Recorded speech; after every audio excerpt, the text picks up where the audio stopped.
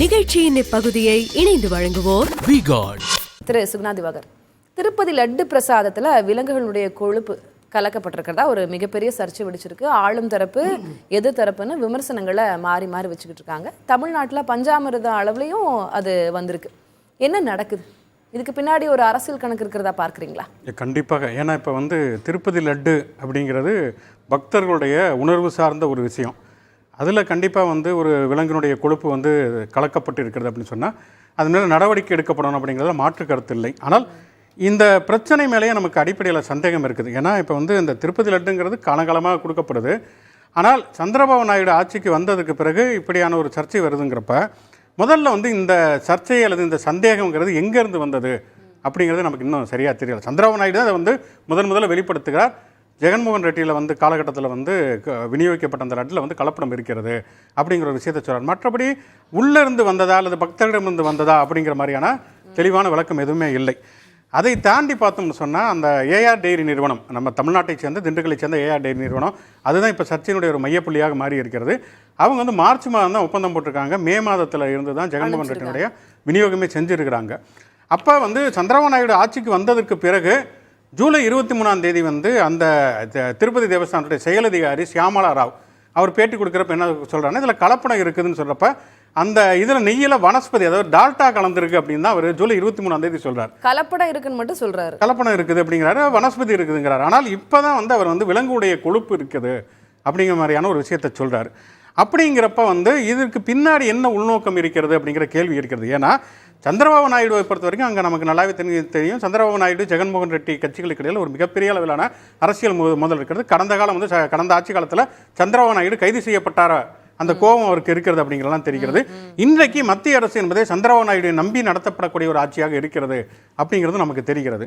அப்படி இருக்கக்கூடிய சூழலில் இந்த சர்ச்சையை அவர் எழுப்புகிறார். ஆனால் இந்த சர்ச்சையில் எந்த அளவுக்கு உண்மை இருக்குது இல்லை அப்படிங்கிறத ஆந்திர அரசாங்கம் முடிவு பண்ணணும். அது ஆந்திர மக்களுடைய பிரச்சனை, உணர்வு சம்மந்தப்பட்ட பிரச்சனை. இன்னொன்று அதை அந்த தரக்கட்டுப்பாட்டு அதிகாரிகள், அந்த நிபுணர்கள் தான் அதுக்கான முடிவுக்கு வரணும். மறுபடியும் அனுப்பியிருக்கிறாங்க. மறுபடியும் அங்கே ஆய்வுகள் ஒரு 6-7 ஆய்வுகள் செய்யப்பட வேண்டியது இருக்கிறது. அங்கே அனிமல் ஃபேட் அதில் இருக்குதா அப்படின்னு டெஸ்ட் பண்ணி உறுதியாக சொல்வதற்கு அப்படின்னும் தகவல்களை பார்க்கலாம். இது இன்னும் முழுமையாகவில்லை. அதாவது இந்த ஆய்வு, இந்த சந்தேகங்கிறது முழுமையாக உறுதி செய்யப்படவில்லை. இன்னமும் ஒரு ப்ராசஸ் அப்படிங்கிற ஒரு கட்டத்தில் தான் இருக்குது. இன்னொன்று, கடந்த ஆட்சி காலகட்டங்கள், அது சந்திரபாபுடைய ஆட்சி காலகட்டமாக இருக்கட்டும் அல்லது ஜெகன்மோகன் ரெட்டியினுடைய ஆட்சி காலகட்டமாக இருக்கும், அப்பயுமே நெய் தரமில்லைன்னு சொல்லி திருப்பி அனுப்பப்பட்டிருக்கிறது, பலமுறை திருப்பி அனுப்பப்பட்டிருக்கிறது அப்படிங்கிறதும் சொல்லப்படுகிறது.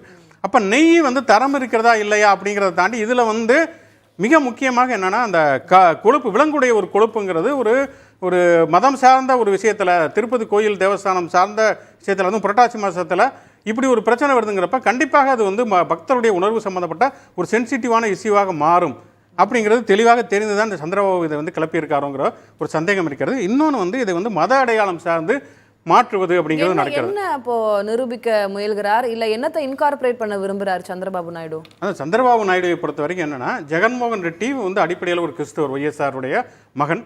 அதனால் ஒரு கிறிஸ்தவருடைய ஆட்சி காலகட்டத்தில் இந்துக்களுடைய உணர்வுகளை புண்படுத்தக்கூடிய வகையில் இப்படி வேண்டுமென்றே இந்த விலங்குடைய கொழுப்பு தடவப்பட்டிருக்கிறது அப்படின்னு தான் அங்கே விஷயத்தை கொண்டு போக பார்க்குறாங்க. இன்றைக்கி தமிழ்நாட்டினுடைய பிஜேபி ஒருங்கிணைப்பு குழு தலைவராக இருக்கக்கூடிய ஹெச் ராஜாவுமே இங்கே தமிழ்நாட்டில் அதே விஷயத்தை எதிரொலிக்கிறார். சரி, இது ஓகே, இந்த லட்டு அப்படிங்கிற ஒரு விஷயம் அது ஆந்திரா அரசியல் சம்மந்தப்பட்டது, அதை அவங்க முடிவு பண்ணிக்கிறதுங்கிறது வேற. ஆனால் இது எங்கே பழனி பஞ்சாமிரத்துக்கு சேருது அப்படிங்கிறதுல தான் கேள்வி இருக்கிறது. இப்போ திருப்பதி லட்டில் கூட அதுக்கு சில முகாந்திரங்கள் இருக்குது. ஒரு சந்தேகம் வருகிறது, ஆய்வு பண்ணுறாங்கிறது வேற. பழனி பஞ்சாமிரதத்துடைய நெய்யுமே இதுதான் அப்படிங்கிறதுக்கு எந்த விதமான முகாந்திரமே இல்லை. திடீர்னு பார்த்தா சந்தேகத்தை எழுப்புறாங்க. அதே ஏன்னா திண்டுக்கல் இருக்கிற நிறுவனம், அதே நிறுவனம் தான் பஞ்சாமிரதம் செய்யறதுக்கான நெய்யும் சப்ளை பண்றாங்க அப்படின்ற ஒரு சந்தேகம் எழுது அப்படின்னு அதுதான் அந்த சந்தேகம் எங்கேருந்து எழுகிறது. ஏஆர் டெய்ரி நிறுவனம் தான் இதுக்கு பழனி பஞ்சாமிரத்துக்கு நெய்யை விநியோகிக்கிறார்கள்ங்கிற சந்தேகம் எங்கிருந்து வருகிறது, எங்கேருந்து இதை இந்த சந்தேகத்தை எழுப்புறாங்க, எங்கேருந்து இந்த டேட்டா எடுத்துக்கிறாங்க அல்லது இந்த தகவல்கள் எடுத்துக்கிறாங்க அப்படிங்கிறது எதுவும் இல்லை. திடீர்னு பிஜேபி சேர்ந்த 2 பேர் ட்வீட் போடுறாங்க. வினோத் பி செல்வமும் செல்வகுமார்ங்கிறவரும் ட்வீட் போடுறாங்க. அதுக்கப்புறமேல் தமிழ்நாடு அரசின் சார்பில் விளக்கம் அளிக்கப்படுகிறது. ஆவின்லேருந்து தான் இது ஆவின்லேருந்து தான் நாங்கள் நெய்யை வாங்குகிறோம், வாங்கி தான் இந்த பழனி பஞ்சாமிரதம் செய்யப்படுகிறது. 2021 அதுதான் நடைமுறை. ஆமாம், நான் 3 ஆண்டுகளாகவே அங்கிருந்து தான் வாங்குறாங்க அப்படிங்கிறது.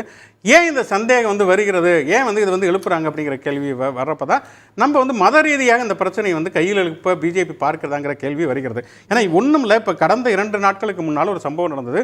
ஏற்கனவே வந்து தஞ்சாவூரில் மைக்கேல்பட்டிங்கிற ஒரு ஊரில் வந்து ஒரு மாணவி வந்து தற்கொலை செய்து கொள்கிறார்கள். அப்போ வந்து தமிழ்நாடு பிஜேபி தலைவர் அண்ணாமலை வந்து ஒரு சந்தேகத்தை எழுப்புகிறார். அதாவது மதமாற்ற முயற்சி நடந்தது, அதன் காரணமாகத்தான் அந்த மாணவி வந்து தற்கொலை செய்து கொள்கிறாங்கன்னு ஒன்று எழுப்பினார். அது பெரிய நேஷனல் இஷ்யூவாக மாற்றப்பட்டு பிற மாநிலத்திலிருந்தெல்லாம் விஜயசாந்தியினுடைய தலைமையிலாம் உண்மையறியும் குழு வந்தெல்லாம் ஆய்வு செஞ்சாங்க. அவங்க என்ன உண்மையை அறிஞ்சாங்கன்னு தெரில. ஆனால் 2 நாட்களுக்கு முன்னால் நீதிமன்றத்தில் சிபிஐ, அதாவது மத்திய அரசினுடைய கட்டுப்பாட்டில் இருக்கக்கூடிய சிபிஐ என்ன சொல்லுதுன்னா, இங்கே மதமாற்ற முயற்சி எதுவுமே நடக்கவில்லை. அப்போ மதமாற்ற முயற்சி நடக்காத பொழுது மதமாற்ற முயற்சி நடக்குதுங்கிற ஒரு வதந்தியை கிளப்புவது அப்படிங்கிற அடிப்படையில் கண்டிப்பாக அண்ணாமலை மீதோ அல்லது இப்போ இந்த நிகழ்வுகள் எல்லாம் நீங்க இப்போ கனெக்ட் பண்ணி பார்த்து என்ன சொல்ல நினைக்கிறீங்க? இப்போ சந்திரபாபு நாயுடு வைக்கிற குற்றச்சாட்டாகட்டும், இங்க வினோஜ் பி எழுப்புற சந்தேகமாகட்டும், இப்போ அண்ணாமலையோட இந்த இஷ்யூ ஆகட்டும், கனெக்ட் பண்ணி என்ன சொல்ல இல்லை? இப்போ தொடர்ச்சியாகவே இது இப்போ மட்டும் இல்லை, தொடர்ச்சியாகவே வந்து தமிழ்நாட்டை பொறுத்த வரைக்கும் பாஜக காலூன்ற முடியவில்லை அப்படிங்கிறப்ப வந்து மதவாத உணர்வுகளை முன்னிறுத்துவது, அதன் மூலமாக ஒரு அரசியல் ஆதாயத்தை தேடுவதுங்கிற முயற்சியை தொடர்ச்சியாகவே எடுத்துக்கொண்டு இருக்கிறார்கள். அதுதான் அந்த மைக்கேல்பட்டி விவகாரமே. மைக்கேல்பட்டி விவகாரத்தில் அவங்க இதாக இருக்காங்க. பழனியை பொறுத்த வரைக்கும் பார்த்தீங்கன்னா பழனி பஞ்சாப் தான், பழனியில் முத்தமிழ் முருகன் மாநாடுன்னு ஒன்றை வந்து திமுகவுடைய அரசு நடத்தி முடித்திருக்கிறது. அப்படிங்கிறப்ப அப்போ வந்து அது ஏதோ தங்களுடைய இந்து ஓட்டு வங்கிங்கிறது பிஜேபிக்கு மட்டும் இருக்கிறதுல, பிஜேபி கூடிய இந்து ஓட்டு வங்கியில் ஒரு பாதிப்பை ஏற்படுத்துமோ அப்படிங்கிற ஒரு விஷயமும் ஒரு சந்தேகமும் பிஜேபி அரசியலாக்கப்படுகிறது அப்படின்ற உங்களுடைய கண்டிப்பா. ஏன்னா ஹெச்ராஜாவுடைய ஸ்டேட்மெண்ட்டாக இருக்கட்டும், அல்லது வந்து ஆதாரமே இல்லாமல் வந்து ஒரு ட்விட்டர் 2 பிஜேபி நிர்வாகிகள் போடுவதாக இருக்கட்டும், அப்படிங்கிறப்ப இதுக்கு பின்னாடி வந்து ஒரு வலுவான ஒரு அரசியல் இல்லாமல் பேசலாம் திரு சுகுணா திவாகர். நிகழ்ச்சியின் இப்பகுதியை இணைந்து வழங்குவோர் V-Guard